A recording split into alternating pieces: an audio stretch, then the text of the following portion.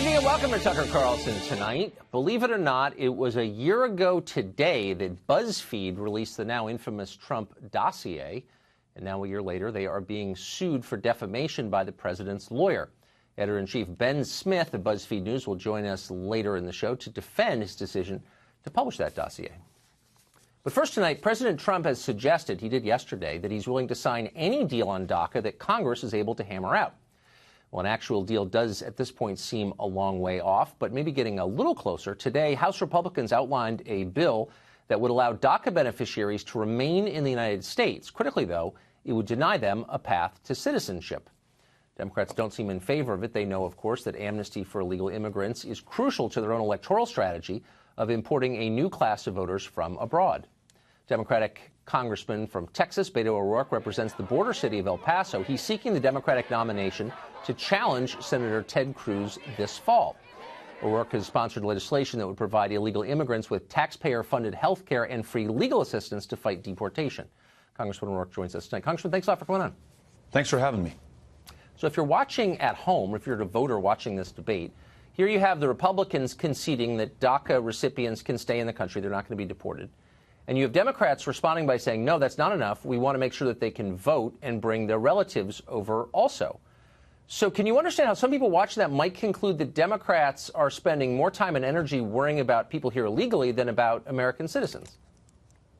I guess I don't make the connection, Tucker. I think that most Americans, most Texans, certainly those that I've listened to across the state, want to make sure that Dreamers can continue to remain and thrive in their communities. You have people like Saba Nafries, who I just met, who's a PhD student in mathematical biology in Texas Tech. She's a dreamer. You have people like Alonzo Guillen, who died trying to rescue his fellow Texans during the flooding after Harvey. He was a dreamer from Lufkin, Texas. I was in Booker, right, as Republican as it gets in Texas, and the people in Booker were concerned about Dreamers because they had just deported one of the honor roll students at Booker High School. I'm sorry. Hold on. Stop your speech really quick. There are a lot of good Dreamers, for sure. There are also a lot of bad ones. More Dreamers have been busted for gang membership than have joined the military. I'm not, that's not an indictment of all people here under DACA. It's just, let's just get real. These are normal people, some good, some bad. They're not all valedictorians. But the question is, there are a lot of good American citizens as well. And can you see why, when the Democrats say we're not going to fund the government unless you allow these people to vote and bring their relatives with them, that maybe it suggests a priority that's out of sync with those of most people here? That's my only question. Yeah, I guess I don't see that. I'll tell you, from my perspective in El Paso, Texas, the city that I represent, where I'm raising my 3 kids who are 11, 9, and 7, I want to make sure that our community continues to thrive. And one of the reasons that we are one of the safest cities in America every single year for the last 20 years is we are a city of immigrants, including Dreamers, who contribute to our success and our safety. And that benefit is spread out over everybody in my community throughout the state of Texas and to this country. So it's very good for America, not just for Dreamers, not just for their families. So I think most Americans see this as a net benefit. Right. I just checked the school numbers in El Paso, the city that you're bragging about. And El Paso is a great city. But 39%, only 39% of graduating seniors from your schools are ready for college in math or English. It seems like maybe that's a bigger crisis than whether or not people here legally can bring their relatives from abroad. Wouldn't you think? I mean, again, priorities.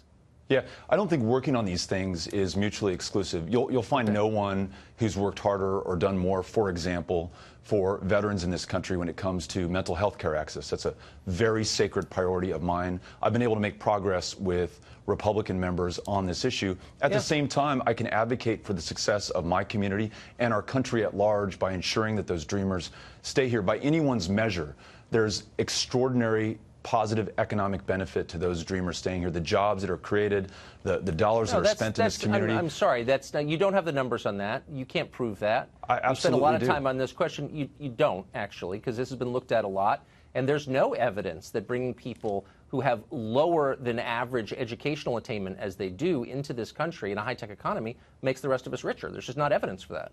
Yeah, well, economists have looked at this, and it's measured not in the millions, but in the tens of billions of dollars to the positive that Dreamers bring to our economy. So let me ask you this. Good for all of us. I mean, a lot of these are minors. These are extrapolations and theoretical. I hope you'll concede that at least. But let me ask you this. Why is it good for Americans? Why should Americans pay for legal representation for people here illegally. You sneak in, taxpayers pay for your lawyer, you sponsored legislation that would allow that. How does that benefit Americans exactly?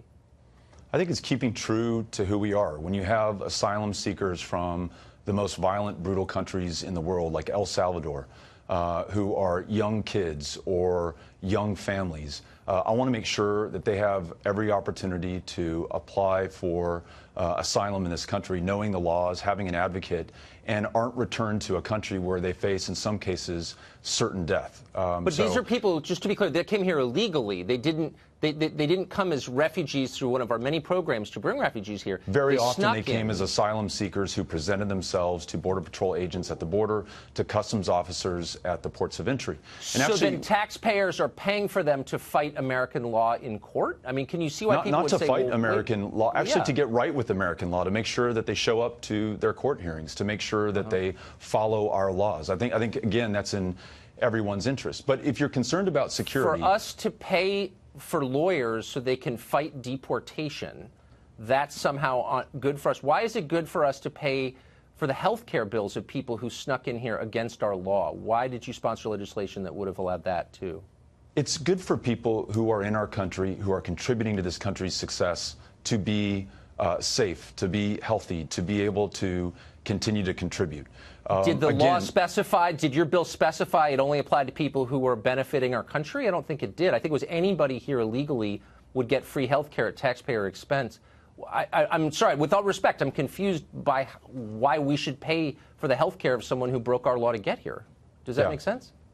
Yeah, I don't think you're reading the bill correctly. I think I am. And I think you're losing sight of the benefit that we gain by those who are contributing to our communities, our states, and our country's success. Did that law specify that only people contributing to our country would get free health care, or did it also apply to, I don't know, gang members or vagrants? I think they were covered too, weren't they? I think there's an interest in making sure that if someone is going to be sick, if someone needs help, that we deliver it in the most efficient, effective, cost-effective way possible. Oh, so it's cost-effective to pay for the health care of people here? Yeah, I mean, you can pay for it in the emergency room. How about not paying for it at all? Yeah. Well, then you can watch people die in your community and in your country. I must be a mean person for not being in favor of it. Congressman, thank you for joining us.